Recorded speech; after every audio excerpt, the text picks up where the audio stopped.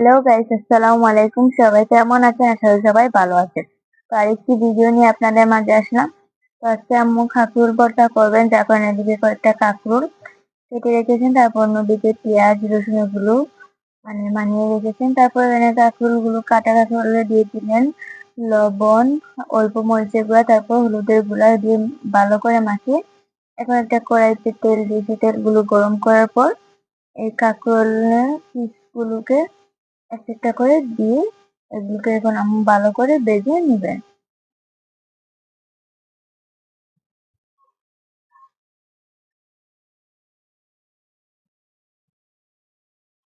তো এদিকে আমাদের কাঁকরোল ভাজা হয়ে গেছে, যার কারণে আম্মু এগুলোকে চুলা থেকে নামিয়ে নিচ্ছে।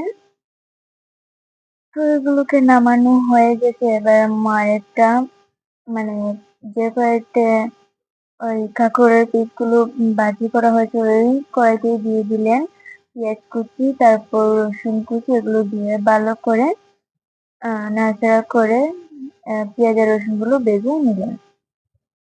তো পেঁয়াজ আর রসুন গুলো ভাজা হয়ে গেছে, যার কারণে আম্মু এখন এগুলোকে একটা নামিয়ে নিলেন। দেন এবার পরে শুকনা মরিচ ভেজে নিলেন ভর্তা তৈরি করার জন্য। তো শুকনো মরিচ গুলো লাল লাল করে ভাজা হয়ে গেছে।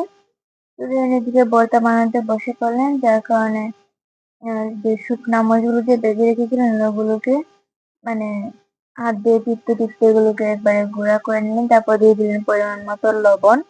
লবণ দেওয়ার পর এখন দিয়ে দিলেন কাঁকরোলের যে পিস গুলো, ওগুলো দেওয়ার পর এখন ওগুলোকেও হাত দিয়ে টিপে টিপে পুরো গলিয়ে নিলেন। তো ওগুলো দেওয়ার পর দিয়ে দিলেন ধনিয়া পাতা।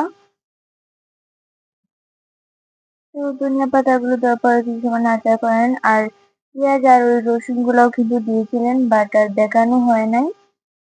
দেন এদিকে আমাদের ভর্তার রেসিপি তৈরি হয়ে গেছে, আর এখন আমরা খেতে বসেছি রাতের ডিনার হিসাবে ভর্তাটা দিয়ে। তো ভর্তাটা কিন্তু অসম্ভব মজা, আপনারা ট্রাই করবেন বাসায়। তো আজকের ভিডিও ছিল এই পর্যন্তই। আমাদের ভিডিওটি কেমন হয়েছে অবশ্যই কমেন্টে জানাতে ভুলবেন না। আর যদি চ্যানেল নতুন হয়ে থাকেন তাহলে অবশ্যই চ্যানেলটি সাবস্ক্রাইব করবেন। আল্লাহ হাফেজ।